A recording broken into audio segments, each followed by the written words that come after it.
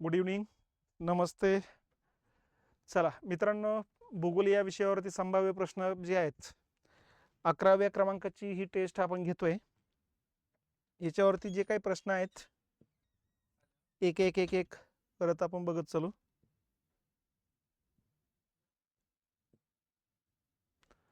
चला, पहिला प्रश्न येतो महाराष्ट्राशी संबंधित आहे. विदर्भाची सर्वाधिक सीमेकडून सर्वात कमी सीमेकडे लागलेले राज्य कोणते आहे? विदर्भाला ज्या ज्या राज्यांच्या सीमा लागतात सर्वात जास्त कोणाकडून लागते, कोणत्या राज्याला लागते आणि सर्वात कमी कोणत्या राज्याला लागते, असा प्रश्न या ठिकाणी आहे. सांगता येईल?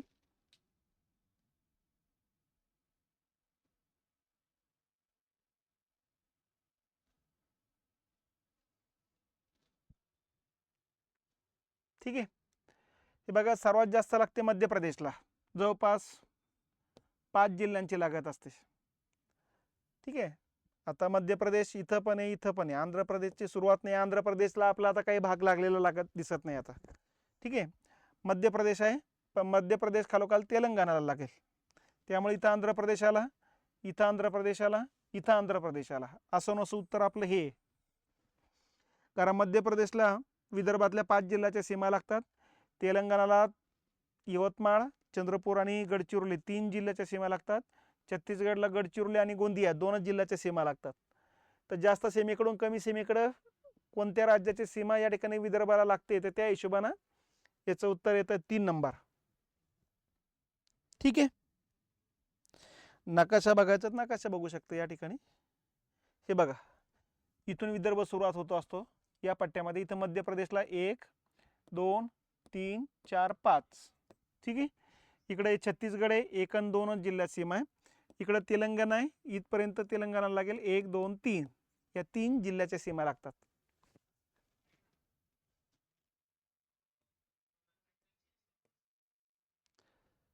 चला, पुढचा प्रश्न आहे, अमरावती प्रशासकीय विभागातील जिल्हे कोणती आहेत?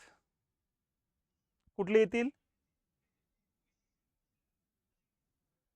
सांगा. वाशिम येतोय, येतोय. वर्धा नाही. यवतमाळ येईल. अकोला येईल. चंद्रपूर नाही. ठीक आहे. टोटल विदर्भामध्ये 11 जिल्हे, त्यातले 5 येतात अमरावती विभागामध्ये. अमरावती, बुलढाणा, अकोला, वाशिम, यवतमाळ 5. आणि 6 जिल्हे येत असतात नागपूर प्रशासकीय विभागामध्ये. वर्धा, नागपूर, भंडारा, गोंदिया, गडचिरोली, चंद्रपूर. ठीक आहे.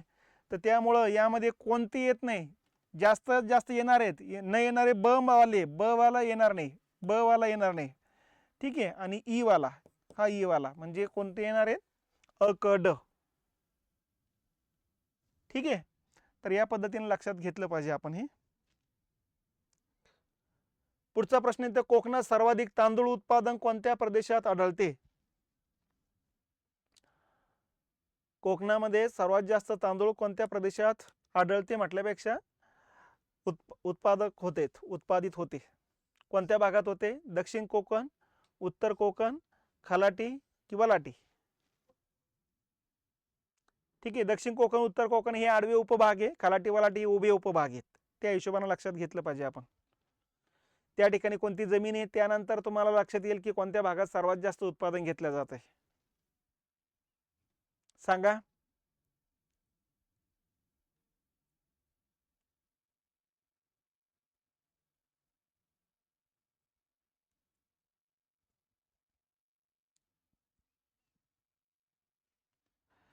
दक्षिण कोकणात घेतला जाणार नाही जास्त, कारण इथं जांभी मृदा येत असते.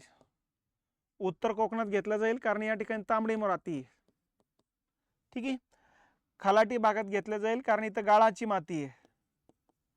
आणि वलाटी भागात घेतलं जाणार नाही कारण या ठिकाणी परत जांभ्या मातीचा पट्टा येत असतो.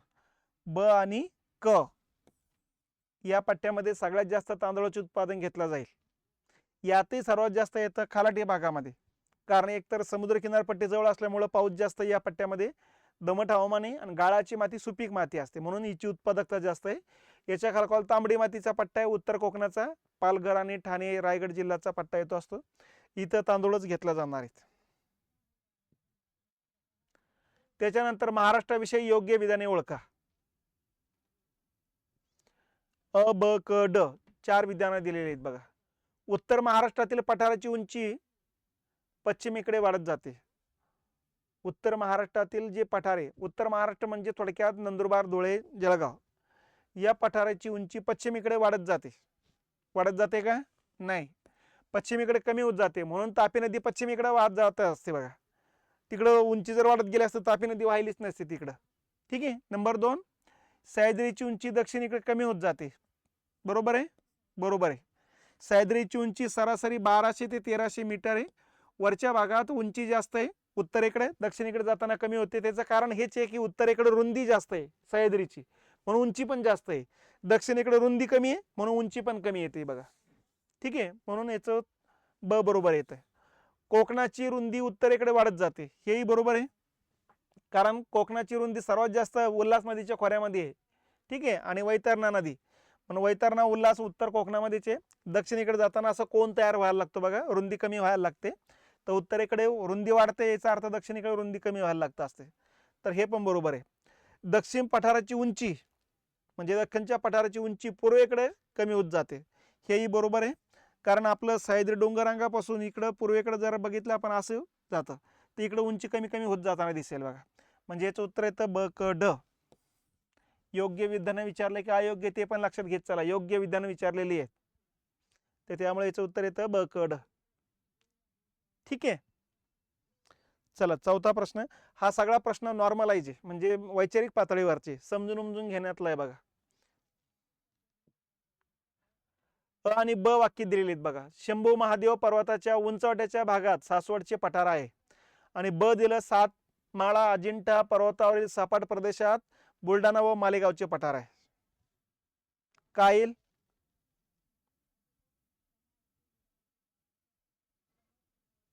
सांगा.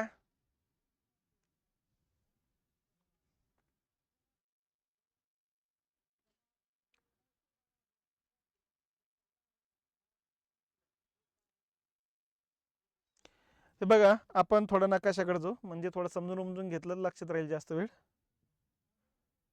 या ठिकाणी सह्याद्रीचे डोंगररांग आहे, बरोबर. या ठिकाणी 7 माळा डोंगररांग आहे. इथं अजिंठ्याचे डोंगररांग आहे. इथं हरिश्चंद्राचे डोंगररांग आहे, बालाघाटचे डोंगररांग आहे. आणि या ठिकाणी शंभू महादेवाच्या डोंगररांगा लागत असतात. तर या ठिकाणी या उपरांगा जे आहेत पूर्वेकडे जाताना उंची कमी व्हायला लागते आणि पठाराचं रूप धारण करतात. या 7 माळा डोंगररांगा मध्येच या ठिकाणी मालेगावचं पठार लागत असतं बघा. इथं मालेगाव शहर म्हणून मालेगावचे पठार म्हणतात. इथं बुलढाणा शहर आहे म्हणून याला बुलढाण्याचे पठार म्हटलं जात असतं. ठीक आहे.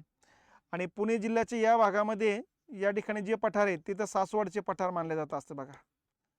इथं नगरचे पठार आहे, इथं बालाघाटचे पठार येत असतं, इथं खानापूर जतचे पठार येत असतं, आणि औंधचे पठार येत असतं पुणे जिल्ह्यामध्ये. इकडं सातारा जिल्ह्यामध्ये या बाजूला औंधचे पठार आहे, इकडं पाचगणीचे पठार लागत असतं बघा.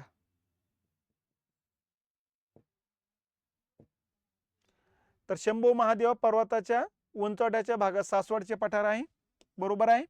7 माळा अजिंठा पर्वतावरील सपाट प्रदेशामध्ये बुलढाणा आणि मालेगावचे पठार आहे, हेही बरोबर आहे. तर याचा अर्थ विधानं कोणते कोणते बरोबर आहे, तर दोन्ही बरोबर आहे, म्हणजे उत्तर येत आहे 2 नंबर. ठीक आहे. त्याच्यानंतर 6वा प्रश्न. पृथ्वीचे स्वतःच्या टिंबटिंब भोवती पश्चिमेकडून पूर्वेकडे फिरण्याच्या गतीला परिवलन गती म्हणतात. सांगा.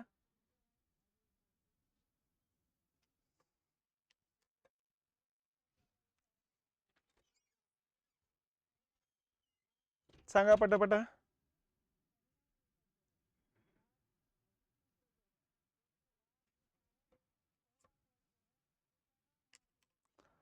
आपली जी पृथ्वी असते ना, पृथ्वी पश्चिमेकडून पूर्वेकडे फिरत असते, त्यामुळे सूर्य आपल्याला सूर्यचंद्र पूर्वेकडून पश्चिमेकडे जातानाचा भास होत असतो.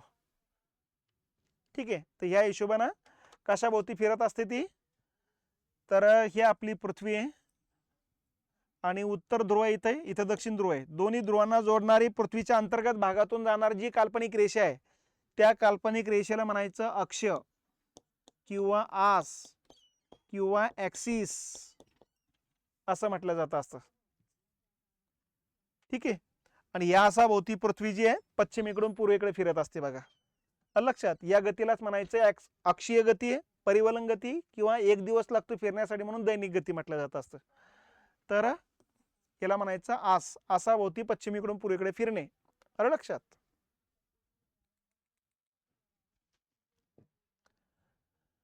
खालीलपैकी सर्वाधिक लोकसंख्या नुसार उतरता क्रम असलेला योग्य पर्याय कोणता आहे?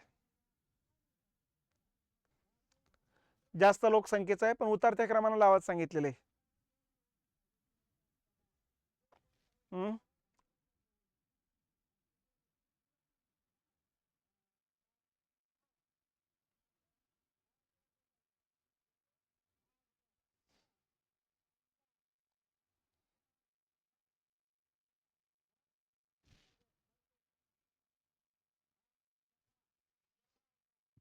सर्वाधिक लोकसंख्येकडून सर्वात कमी लोकसंख्येकडे एक नंबरला येईल उत्तर प्रदेश, बरोबर आहे, एक नंबरला येईल.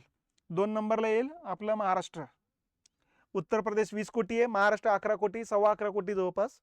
3 नंबरला येईल बिहार 10 कोटी 40 लाख येतं. 4 नंबरला येतं पश्चिम बंगाल. आलं लक्षात. त्याच्यानंतर आंध्र प्रदेश मग असा क्रम लागेल बघा. तर ह्या हिशोबाने जर बघितलं अ ड ब क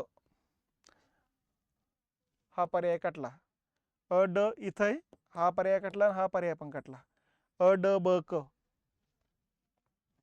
तिसरा पर्याय येतोय. ठीक आहे. चला, सर्वात जास्त लोकसंख्येचे पण लक्षात घ्या, सर्वात कमी लोकसंख्येचे पण लक्षात घ्या. सर्वात जास्त लोकसंख्येचे मग यूपी, महाराष्ट्र, बिहार, पश्चिम बंगाल. आणि सर्वात कमी लोकसंख्येचं जर विचारलं तर सर्वात कमी लोकसंख्या येत असते सिक्कीमची, 6 लाख लोकसंख्या फक्त. ठीक आहे. 2 नंबरला येत असतं मिझोराम 11 लाख आहे, आणि 3 नंबरला येत असतं अरुणाचल प्रदेश 12 लाख आहे. तर या पद्धतीनं या ठिकाणी सर्वात कमी लोकसंख्येचे जिल्हे पण आपलं राज्य पण लक्षात घेतले पाहिजेत. ठीक आहे.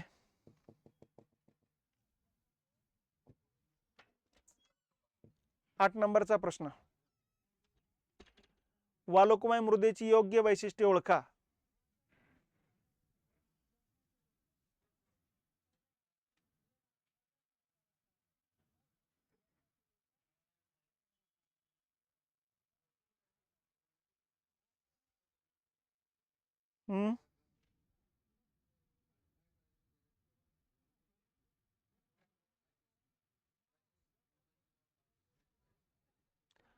वालुकामय मृदा कुठे? पश्चिम राजस्थानमध्ये. ज्या पट्ट्यामध्ये 50 सेंटीमीटरपेक्षा कमी पाऊस पडतो त्या पट्ट्यामध्ये वालुकामय मृदा तयार होत असते बघा.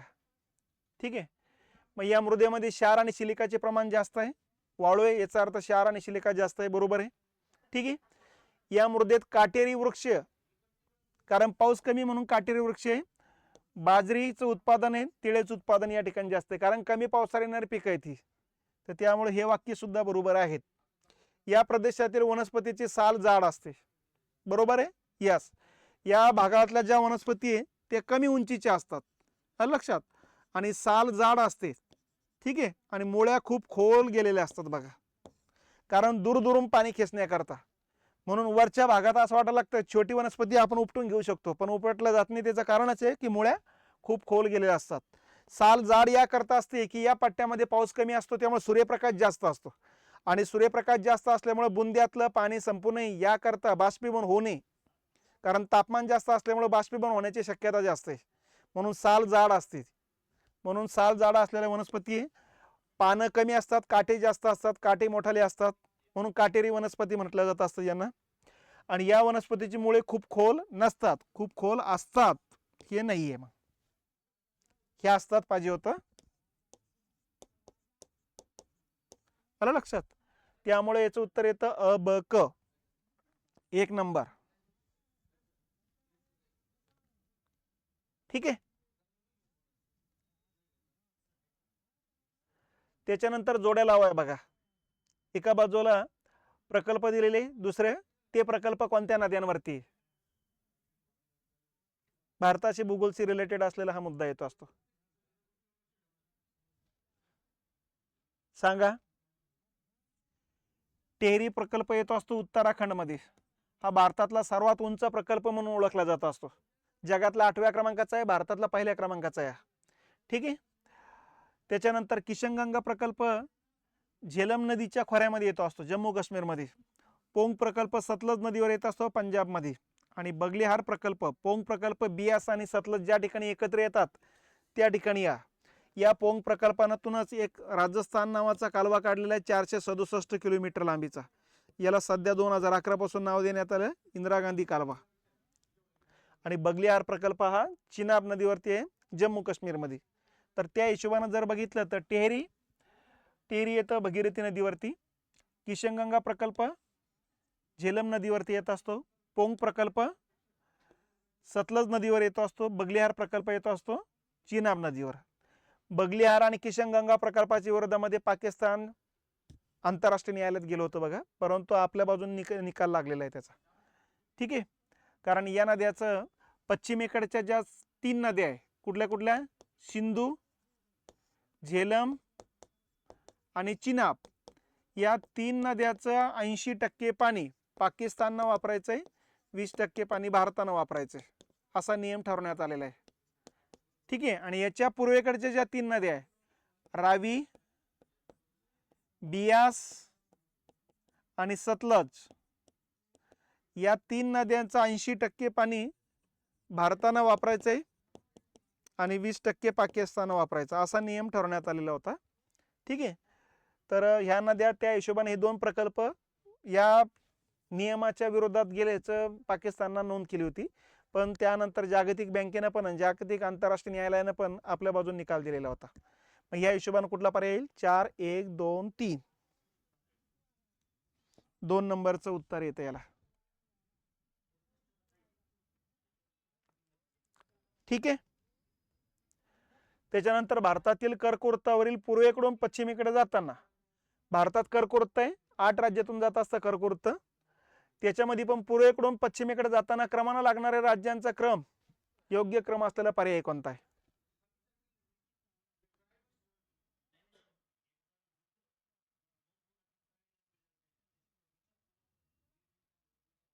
सांगा.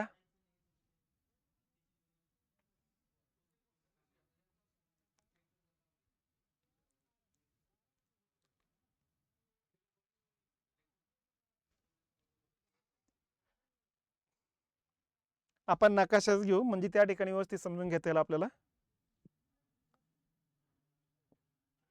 ठीक आहे. कसं जातं ते लक्षात घेत चला. हे बघा, राजस्थान, मध्य प्रदेश, छत्तीसगड, झारखंड, पश्चिम बंगाल, त्रिपुरा, मिझोराम. आता पूर्वेकडून पश्चिमेकडे म्हटलं तर पहिले मिझोराम लागेल बघा, दुसरं त्रिपुरा लागेल, तिसरं पश्चिम बंगाल लागेल, त्याच्यानंतर झारखंड राज्य लागतं, त्याच्यानंतर छत्तीसगड लागेल, नंतर मध्य प्रदेश लागेल आणि नंतर राजस्थान लागेल. 1, 2, 3, 4, 5, 6, 7 आणि गुजरातचा एक पार्ट लागत असतो. सॉरी, हे असं जाईल ते. आणि गुजरात 8. ठीक आहे. अशा 8 राज्यातून जात असते हे. आता आपल्याला जे पर्याय दिले त्या पर्यायामध्ये आपण विचार करू कोणता पर्याय बरोबर आहे. ठीक आहे. तर गुजरातनं सुरुवात नाही होणार. ठीक आहे. मणिपूरचा काही संबंध लागणार नाही, मणिपूरला तर लागतच नाही ते. मिझोराम लागेल बघा, मिझोराम नंतर झारखंड, झारखंड नंतर छत्तीसगड, छत्तीसगड नंतर राजस्थान. ठीक आहे. पश्चिम बंगाल नंतर झारखंड, झारखंड नंतर गुजरात, गुजरात नंतर मध्य प्रदेश. इथं पाहिजे होते, मग बरोबर जमलं असतं ते. कुठलं येतंय, चला बरोबर आहे, 3 नंबरचं उत्तर येतंय. बऱ्याच जणांचं बरोबर आहे, सगळ्यांचंच बरोबर आहे जवळपास. चला, हे 10 प्रश्न आजच्या लेक्चरमध्ये झालेले आहेत. चला, आता पुढचं आपलं लेक्चर राहील सोमवारी, कारण आता उद्यापासून गणित बुद्धिमत्ता सुरुवात होते, गुरुवार, शुक्रवार, शनिवार. ठीक आहे. त्याच्यामध्ये भूगोलचे काही अजून माझ्याकडे प्रश्नपत्रिका आहेत, त्या पण नंतर इतिहास आणि इकॉनॉमिक्सच्या पण प्रश्नपत्रिकेचं विश्लेषण आपण घेण्याचा प्रयत्न करू. चला, थांबतो आपण. थँक्यू, धन्यवाद.